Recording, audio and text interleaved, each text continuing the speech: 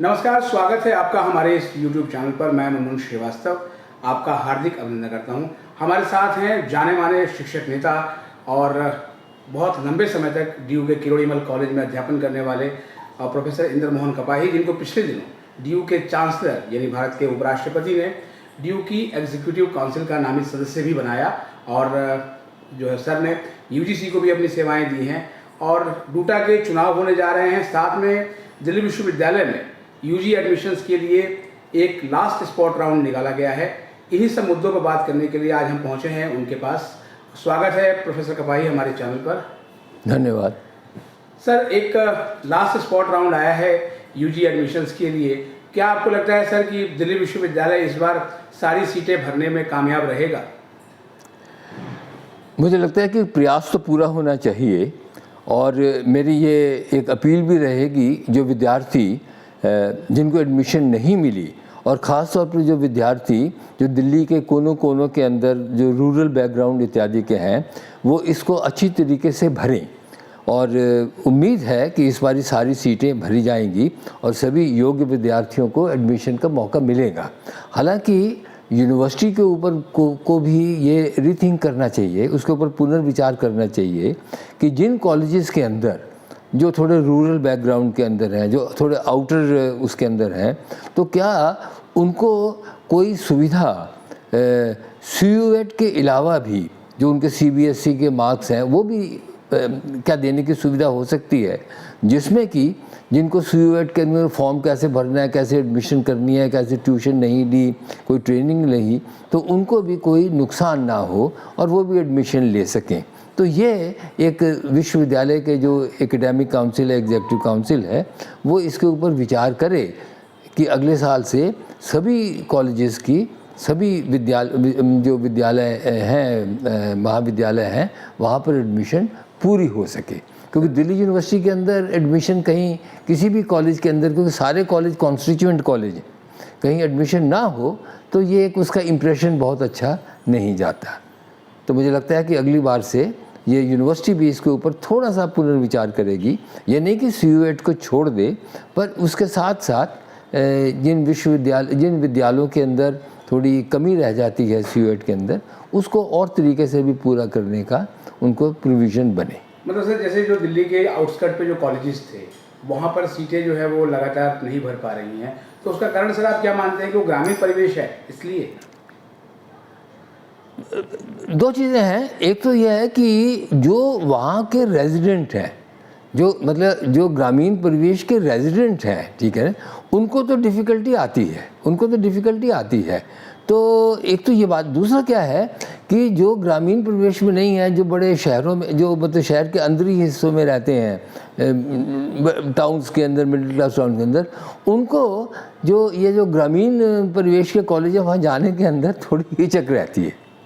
तो इसलिए मतलब अगर उनको कोई हिचक ना हो तो ये प्रॉब्लम नहीं आएगी। वो उस हिचक के कारण कई बार उनकी एडमिशन वहाँ हो भी जाती है तो वो छोड़ देते हैं।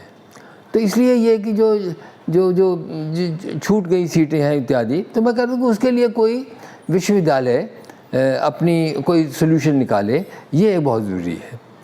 एक सर जो है वो सबसे बड़ा सवाल इन दिनों यही है कि अब डूटा के चुनाव होने जा रहे हैं। 27 सितंबर को जो है वो डूटा के लिए वोटिंग होगी और इस बार जो है वो डूटा में काफ़ी ऐतिहासिक देखने को मिल रहा है कि विपक्ष के जो उम्मीदवार हैं वो 10 पार्टियों के साझा उम्मीदवार हैं और वर्तमान डूटा नेतृत्व को भी आप देख रहे हैं।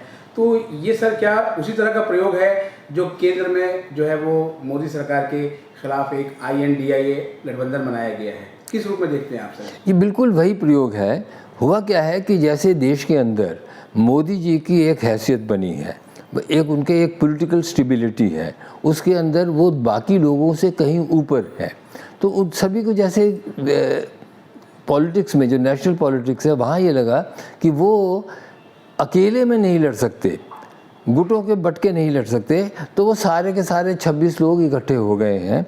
तो वो सोचते हैं कि अब हम, हालांकि उसका भी कोई असर नहीं पड़ने वाला, क्योंकि मोदी जी की जो शख्सियत है वो कहीं ऊंची है इन 26 दलों को जोड़ के भी। और वैसे भी कोई भी मतलब इन 26 दलों की जो स्ट्रेंथ है वो सभी जगह इक्वल नहीं है। ठीक है ना। जैसे यूपी है, तो यूपी में इसेंशली जो लड़ाई होनी है वो बीजेपी और यूपी मुलायम सिंह की पार्टी की होनी है।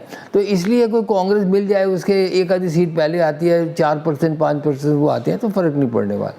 इसी किस्म से इस बार DUTA में भी हुआ है कि AK भागी जी की जो हैसियत है, उनका जो स्टेटस है, पिछले 3 साल के अंदर जो उन्होंने पॉजिटिव काम किए हैं, जिनके पॉजिटिव रिजल्ट आए हैं, जिस किस्म की नेगोशिएशंस की हैं एडमिनिस्ट्रेशन के साथ, दिल्ली एडमिनिस्ट्रेशन के साथ, UGC के साथ और एजुकेशन मिनिस्ट्री के साथ, जिस कर्मठता से, जिस विद्वता से, जिस एक वर्ल्डली विजडम के अंदर उन्होंने DUTA का लीडरशिप दी है, उसके कारण उनका जो कद है वो बहुत बढ़ गया है।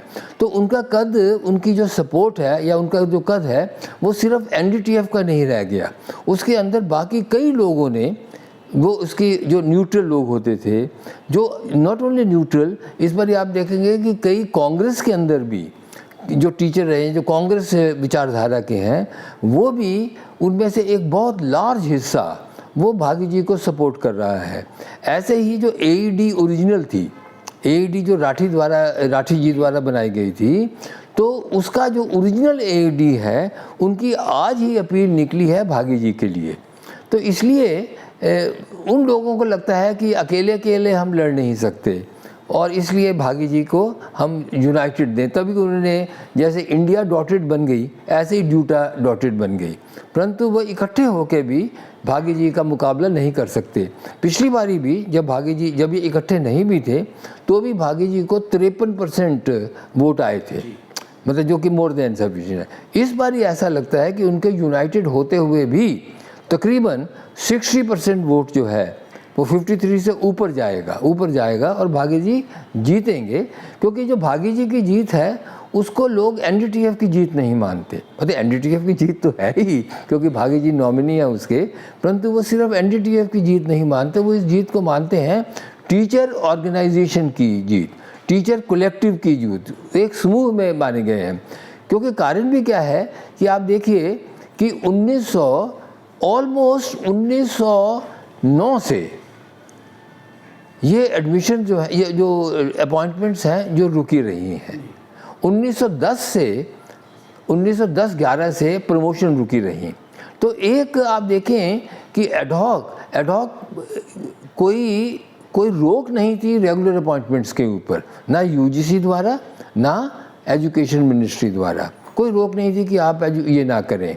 ये क्या है कि यूनिवर्सिटी रिपीटेड एक्सपेरिमेंटेशन कर रही थी कि रिपीटेड क्या कि उनके ज़माने में जो दीपक नैयर के ज़माने में उन्होंने 10+2+1+2+3 ऐसा का एक वो दिया।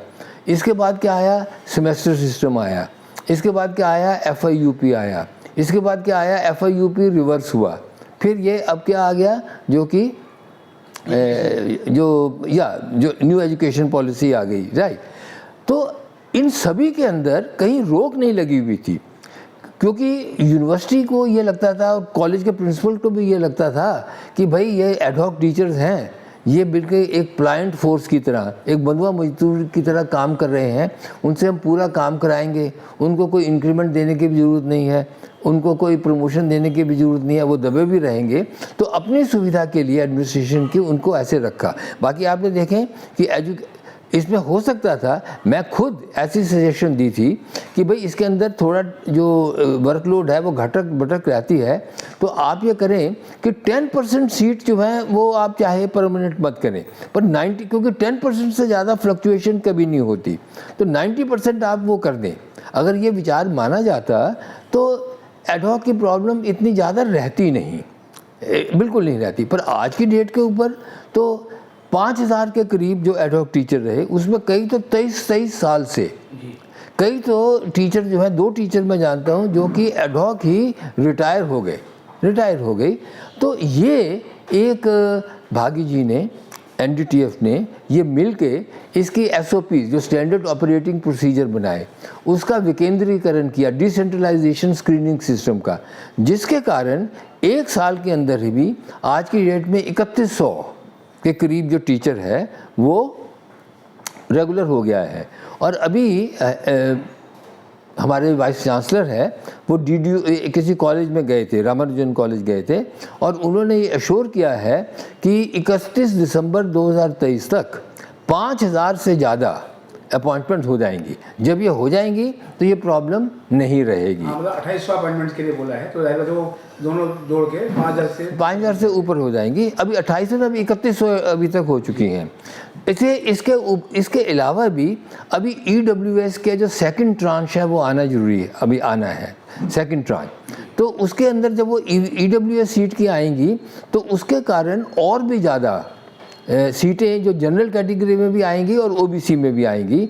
तो मतलब आप समझें कि अगर 200 सीटें EWS में आते हैं तो तकरीबन 400-500 सीटें और भी इसके अंदर ऐड होती हैं, क्योंकि उनको बैलेंस 10% का रखना होता है, और वो सारे के सारे वो, इसलिए ये प्रॉब्लम रहेगी नहीं। अच्छा, अभी भी ये जो प्रॉब्लम आई है डिस्प्लेसमेंट की ये एक बड़ी मेजर प्रॉब्लम है। इसके अंदर कई लोग डिस्प्लेस हुए हैं।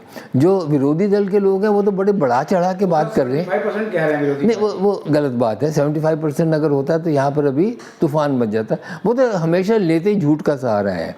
पर मैं कह रहा हूँ कि अभी भी क्या है कि तकरीबन 700-750 के करीब डिस्प्लेसमेंट हुई थी, और उसके अंदर तकरीबन 430-440 जो हैं वो कहीं पर रीप्लेस हो, मतलब कि उनको और जगह हो गए। ये प्रॉब्लम आई क्यों? ये प्रॉब्लम इसलिए आई कि दिल्ली यूनिवर्सिटी के अंदर 68 कॉलेज हैं टोटल में जहाँ अपॉइंटमेंट होती है। उसके अंदर 16 कॉलेज तो हैं जो दिल्ली एडमिनिस्ट्रेशन के, 12 कॉलेज जो हैं जो फुल्ली फंडेड हैं, और 4 कॉलेज जो हैं वो इवनिंग कॉलेजेस भी हैं। जो इवनिंग कॉलेज है वो 100% फंडेड बाय द UGC हैं। तो इस किस्म से 16 + 4 + 12 32 कॉलेज बन गए। ठीक है ना जी। इन 32 कॉलेजेस के अंदर सिर्फ 4 कॉलेजेस के अंदर एडमिनिस्ट्रेशन के जो है कहीं पर ये हो रही थी अपॉइंटमेंट। बाकी 4 कॉलेज के बाद 28 कॉलेज के अंदर नहीं हुई। 28 कॉलेज के अंदर जान के AEP ने रोकी, ADTA जो अपने आदित्य नारायण मिश्रा जी का ग्रुप है, कि उनको लगता था कि ये रोके रहेंगे तो जब अगर उनकी सरकार 2024 में आ जाती है तो बनेंगे। क्योंकि वहाँ पर, और वो जो 28 कॉलेज हैं जो कि जहाँ पर ये नहीं हुई प्रोसेस सिलेक्शन का, वो ऑलमोस्ट 45% वैकेंसीज को कंट्रोल करते हैं। तो इसलिए वहाँ के जो टीचर है वो भी यहाँ अप्लाई कर रहे थे। इसके कारण ये जो डिस्प्लेसमेंट की प्रॉब्लम बढ़ी। अगर वहाँ हो जाती तो ये डिस्प्लेसमेंट की प्रॉब्लम भी इतनी नहीं होती। वहाँ मतलब होती तो सही, होती इसलिए होती कि भाई कहीं पर जैसे रोस्टर नहीं फॉलो हुआ, तो अगर रोस्टर नहीं फॉलो हुआ मतलब कि तो वहाँ पर ये होती, पर ये बहुत कम होती। ये प्रॉब्लम जो है सिर्फ 5-7% रह जाती इसकी, जो कि अब ज़्यादा है। परंतु अगले 3 महीने के अंदर ये प्रॉब्लम रहेगी, और NDTF ने, भागी जी ने भी ये टोटल अश्योर किया है कि सारे के सारे ये लोग होंगे। तो एक तो ये रही। दूसरी, भागी जी का जो एक जो ऑरा है, वो ऑरा किसी व्यक्ति का नहीं है, उसके काम का है, उसकी अप्रोच का है, उसकी पॉजिटिव अप्रोच का है। तो उसके अंदर आप देखें कि जैसे मैंने आपको कहा कि प्रमोशन पिछले कई सालों से रुकी हुई थी, कई सालों से कोई कारण नहीं था कि प्रमोशन रुके, कोई भी कारण नहीं था। अब पिछले 2 साल के अंदर 10,000 यूनिट ऑफ प्रमोशन हुआ है। 10,000 यूनिट का मतलब क्या है कि कोई आदमी जैसे असिस्टेंट प्रोफेसर होता है वो ग्रेड 10th में होता है, ठीक है ना, लेवल 10। तो लेवल 10 से 11 गया, 11 से 12 गया, उससे 13 गया, फिर एसोसिएट प्रोफेसर बना, एसोसिएट प्रोफेसर से प्रोफेसर बना, प्रोफेसर से कई सीनियर प्रोफेसर। अभी 10,000 से ऊपर ऐसे यूनिट बन गए हैं। लोगों में बड़ी खुशी है, स्टैग्नेशन ख़त्म हुई, फ्रस्ट्रेशन ख़त्म हुई, पॉजिटिविटी का एक एटमॉस्फेयर बना। कभी किसी ने ये नहीं सोचा था कि कॉलेजेस के अंदर प्रोफेसर बन जाएंगे।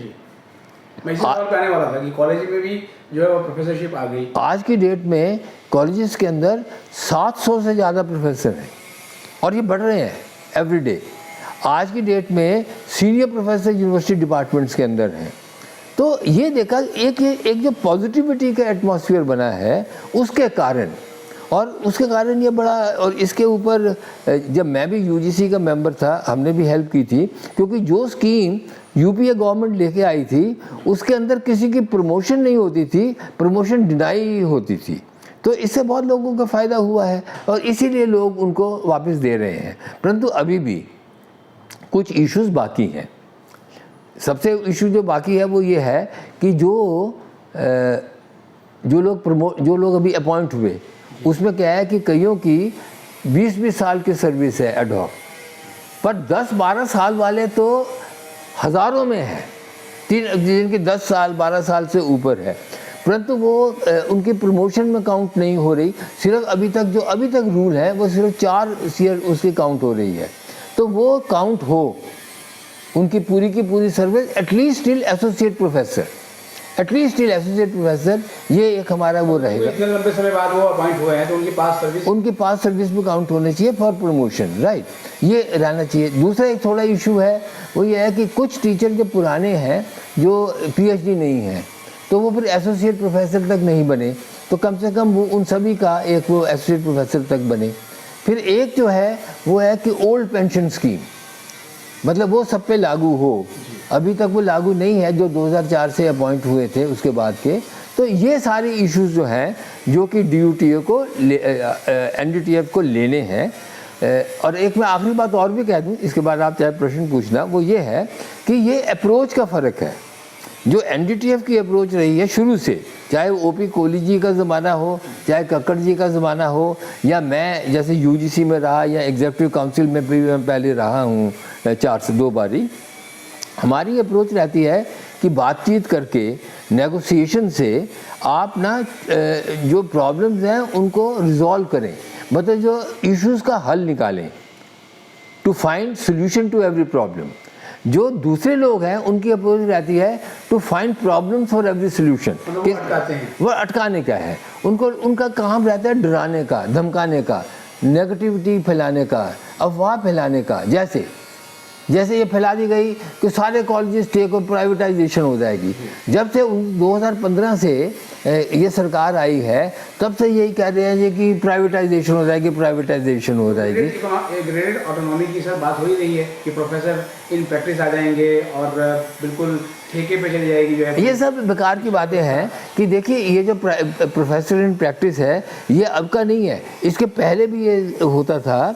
वो जैसे उनको तब वो उनका नाम थोड़ा सा और दिया था, मैं उसका नाम मुझे याद नहीं आ रहा, तो वो नाम और उसका कारण क्या है, जैसे मैं बताऊं कि कोई जैसे म्यूज़िक में आपको चाहिए टीचर, अच्छा म्यूज़िक में, तो म्यूज़िक के अंदर के बहुत भारी, मतलब उसको म्यूज़िक की समझ है, परंतु वो म्यूज़िक के अंदर PhD जो UGC की क्वालिफिकेशंस नहीं है, पर म्यूजिशियन बहुत अच्छा है, प्रोफेशनल, तो उसको लेने के लिए एक तरह से ये प्रोविजन बना है कि उनका फ़ायदा बने। सेम सर जो है जो सरकार ने जो मतलब ऐसे ही जैसे कोई लॉयर है, एडवोकेट है, बहुत मतलब कि मशहूर है वो केसेस लड़ने के अंदर, सिविल केसेस, क्रिमिनल केसेस, तो उसकी सेवाएं भी ऐसे आ जाएं।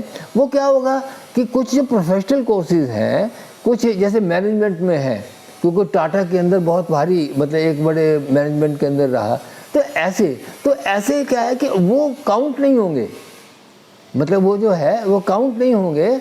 और जैसे मैंने आपको कहा कि मुझे नाम नहीं याद आ रहा, पहले ये होते थे एडजंक्ट प्रोफेसर होते थे, वही वाला है, वो उस ज़माने से चला आ रहा है जो कि जबकि UPA की सरकार थी।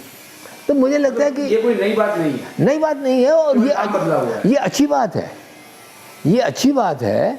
जैसे इनके ज़माने में अब ये कह रहे हैं कि एक प्रोफेसर लिया अचिन विनायक पॉलिटिकल साइंस में, ठीक है, वो BSc था स्टैटिस्टिक्स में, सिर्फ BSc, MSc भी नहीं, कुछ नहीं, तो उनको आपने पॉलिटिकल साइंस ले लिया क्योंकि वो अच्छा जर्नलिस्ट वगैरह था।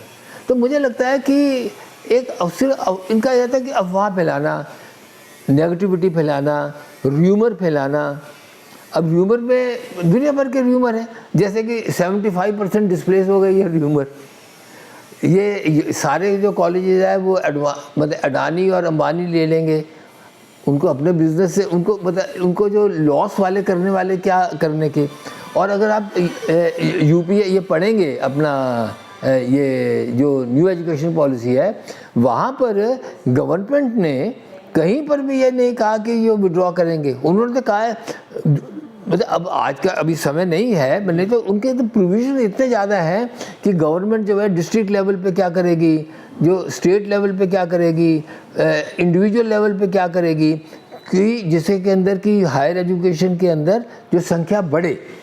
मतलब उन्होंने अपनी कमिटमेंट दे रखी है टू, और ये उसको कही जा रही है कि ये लोन हो जाएगा, ये हो जाएगा इत्यादि, अफवाह फैलाने की बात है। पर लोग अब समझ गए हैं, लोग उनका डराने का, जैसे उनके अंदर फियर कि जो एडहॉक टीचर है उसके अंदर फियर रहे, मतलब वो एक स्लेव बना के रखना चाहते थे। स्लेव बना के, जैसे मैंने आपको पहले ही कहा कि कोई ये रूल रेगुलेशन ही ऐसा नहीं था जिसके अंदर कि वो जो मतलब रोके। कभी गवर्नमेंट ने नहीं कहा कि आप एडमिशन रोको, ये एडमिशन नहीं है, मतलब अपॉइंटमेंट रोको या प्रमोशन रोको, ये इन्होंने रोकी हुई थी और अब खुली है और लोग जानते क्या हैं। आपको ऐसा लगता है कि जो ड्यू की बागडोर, चूँकि ड्यू 100 साल का हो गया है और इतने जश्न हमने देखे, तो जो ड्यू की कमान है वो प्रोफेसर योगेश सिंह जी के पास है, तो क्या आपको लगता है कि आने वाले कुछ वर्षों में हम विश्वविद्यालय में और कई सारे मतलब अच्छे परिवर्तन, सकारात्मक परिवर्तन देखने को मिलेंगे? क्योंकि देखिए जो एक तरह से एटीट्यूड होता है ना, जो माइंडसेट होता है वाइस चांसलर का, क्योंकि vice chancellor is the academic leader of the university, whole university, like principal is the academic leader of the college. उसका जो माइंडसेट है वो बहुत उसके फ्यूचर को गवर्न करता है। तो हम इस बारी बहुत फॉर्चुनेट हैं कि इस बारी जो माइंडसेट ये योगेश सिंह जी का है वो पॉजिटिव अप्रोच से चलते हैं, पॉजिटिव अप्रोच से चलते हैं। ये हो सकता है कि 100% डिमांड जो टीचर करता है, 100% डिमांड जो टीचर करता है वो ना करें, परंतु वो उसको रोकना ही है। जो जेन्युइन डिमांड्स हैं उनको भी रोकना है, जो जेन्युइन यूनिवर्सिटी की ग्रोथ है उसको ही रोकना है, ऐसा माइंडसेट नहीं है। अनफॉर्चुनेटली जो पुराने वाइस चांसलर थे योगेश त्यागी, ये योगेश सिंह जी हैं, उनका बहुत ही माइंडसेट नेगेटिव था। अब उसके बारे में क्या बात करें, वो किसी भी चीज़ को रोकना कैसे है उसके लिए तो तरीके निकाल लेते थे, पर करने को अंदर उनका कोई विश्वास नहीं था। जब वो किसी मतलब बहुत ही स्ट्रेसफुल तरीके से वो निकले गए या निकाले गए, और उसके बाद जो जोशी जी, पीसी जोशी जी आए, उससे थोड़ा एटमॉस्फेयर जो है, क्योंकि जो प्रमोशन वाला प्रोसेस है वो पीसी जोशी जी के समय से हुआ, पर उसके बाद यूनिवर्सिटी के अंदर पॉजिटिविटी रही है और आगे भी बढ़ेगी, आगे भी बढ़ेगी। अभी सर जो नए टीचर्स आए हैं, यंग टीचर्स आए हैं, उनके बारे में विपक्ष का कहना है कि इसमें से अधिकतर जो है वो रिकमेंडेशंस पे, नेटवर्किंग पे, इस पे आए हैं, अपॉइंटमेंट इस पे हुआ है। आप इसको कितना सही मानते हैं सर? देखिए, ये विपक्ष तो कहेगा ही, विपक्ष तो कहेगा। अभी जो भी टीचर आया है, कोई ऐसा टीचर नहीं है जो कि यूजीसी के क्राइटेरिया को फॉलो ना फॉलो करता हो। ये बात जरूर है कि कभी भी मतलब कि किसी भी ज़माने के अंदर 100% ही कोई कहे जी मेरिट पे आए, 100% कभी होता नहीं, रिकमेंडेशन वगैरह चलती है, परंतु ये लोग जो हैं उसको बड़ा एक्सेजरेट करके बता रहे हैं। जैसे कि ये लिखे कि ये बिल्कुल, जैसे कई जगह लिखा, अभी जैसे सत्यवती इवनिंग में हुई, जो लोग हुए हैं, जिनका 20 मतलब जो हुए भी है उनका भी 15 से 20 साल तक एक्सपीरियंस है, पर उनका कह दिया है कि उनका कोई एक्सपीरियंस ही नहीं है, कह दिया, ठीक है ना। या उनके जो मार्क्स हैं वो सिर्फ 50 वाले थे, जबकि उनके 80 वाले लोग हैं, ठीक है ना जी, उनको 50 बता दिया। तो एक नेगेटिविटी वाला वो रहा है, और मतलब कि है नहीं। ये इस बारी हुआ क्या है कि इस बारी फोकस में बड़ा आ गया है। मतलब एक बारी आप देखेंगे कि एक बारी जो प्रमोशन का, या जो प्रमोशन का भी और जो अपना ये प्लेसमेंट का है, अपॉइंटमेंट का जो प्रोसेस है, वो इवन कील में आ जाएगा, स्टेबल हो जाएगा, तब ऐसी अफवाहें भी नहीं उठेंगी। अब यह है क्योंकि मार्कआउट बहुत है जी, उस मार्कआउट के अंदर वो जो नेगेटिव वाला पॉइंट है वो ढूंढ के लाते हैं, और जो पॉजिटिव पॉइंट है वो भूल जाते हैं। पर अभी तो जो भी हुआ है, क्योंकि मोस्टली वही हुए जो कहीं पढ़ा रहे थे। मतलब आप देखेंगे कि कोई भी मतलब कोई बिल्कुल बाहर से जो आए होंगे वो हार्डली, अगर ये 3000 टीचर 3100 के करीब हो गए, हार्डली जिनका कहीं बाहर वाले सिस्टम से आए होंगे कहीं बाद, वो 150 से 250 होंगे। बाकी जो भी कैंडिडेट 2900 से करीब जो है वो वही हैं जो कि वहीं पढ़ा रहे थे या दिल्ली यूनिवर्सिटी के सिस्टम के अंदर पढ़ा रहे थे। तो इसलिए अगर वो एडहॉक के अंदर, मतलब कि एडहॉक के अंदर तो वो ठीक थे, पर रेगुलर के अंदर वो मतलब निकम्मे हो गए, ये तो बड़ी ज्यादती है उनके लिए, बड़ी ज्यादती है। सर 2021 में चूंकि कोविड की सेकेंड वेव के ठीक बाद डूटा चुनाव हुए थे नवंबर में, और उस समय जो है वो एनडीटीएफ ने रेगुलराइजेशन को एक मुद्दा बनाया था, क्योंकि बहुत लॉन्ग सर्विंग एडहॉक्स थे और उस पर जीत मिली। 24 साल के बाद जो है वो एनडीटीएफ की वापसी हुई। तो 2023 में अब जब 2 साल बाद चुनाव हो रहे हैं, तो आपको क्या लगता है कि इस डूटा चुनाव का अगर नटशेल में कहें तो सबसे बड़ा मुद्दा क्या है? मैं एक छोटी सी करेक्शन कर दूं कि 2021 के अंदर जो विनिंग थी ना, जो प्रोपोजिशन, विनिंग इंस्ट्रूमेंट फॉर एनडीटीएफ, वो उस समय था प्रमोशन। अभी वो जो वो नहीं चालू हुई थी जो अपॉइंटमेंट, ठीक है, वो 22 के अंदर, वो बाद के अंदर चालू हुई। तो उसका क्योंकि प्रमोशन ऐसी हुई, उसके अंदर ये होप जो डीयूटी ने दी थी, एनडीटीएफ ने दी थी कि ऐसे ही प्लेसमेंट होंगी, ऐसी प्लेसमेंट होंगी, ये होप पे लोगों ने बहुत वोट दिया था, बहुत अच्छे दिए थे। मतलब वो भी एक तरह से डायरेक्ट इलेक्शन ही था भागी जी और आभा अबीब के बीच में, क्योंकि जो तीसरा कैंडिडेट एडी ने खड़ा किया था वो इसीलिए खड़ा किया था कि भाई वो थोड़े से वोट कर दे, पर इसेंशली फाइट इन दोनों के बीच में ही थी। तो अभी भी यूनाइटेड सारे हो गए हैं, पर कोई 21 से ज़्यादा फर्क नहीं पड़ेगा। इस बारी का जो ज़्यादा मुद्दा रहेगा वो तो ये है कि this process should continue, promotion का, और दूसरा ये प्रमोशन का और इसका प्लेसमेंट का। एक ये जितना भी डिस्प्लेस टीचर हैं हुए हैं उनकी रिप्लेसमेंट सबके, ये एक मेजर मुद्दा रहा है। और तीसरा जो मुद्दा रहने वाला वो ये है कि जो सर्विस काउंट करनी है वो वहाँ पर वो सर्विस काउंट हो। मैं मुनमुन जी आपको एक बात बताऊँ कि एक ये देखा गया कि अगर कोई आदमी, जैसे किसी की 15 साल सर्विस एडहॉक रही, 15 साल, अगर वो 15 साल पहले परमानेंट हो जाता, 15 साल पहले परमानेंट हो जाता, तो वो प्रमोशन स्टेज 2 पे जाता, स्टेज 2 से 3 पे जाता, 3 से हो जाता अपने एसोसिएट प्रोफेसर से, और उसमें से कुछ प्रोफेसर भी बन जाते, काफी प्रमोशंस की हो जाती। तो वो अगर 15 साल रहा है तो सैलरी कंपोनेंट में, मैं दूसरे कंपोनेंट नहीं कर रहा, सैलरी कंपोनेंट में भी उसको 70 से 80 लाख का नुकसान हुआ है, सिर्फ सैलरी कंपोनेंट से।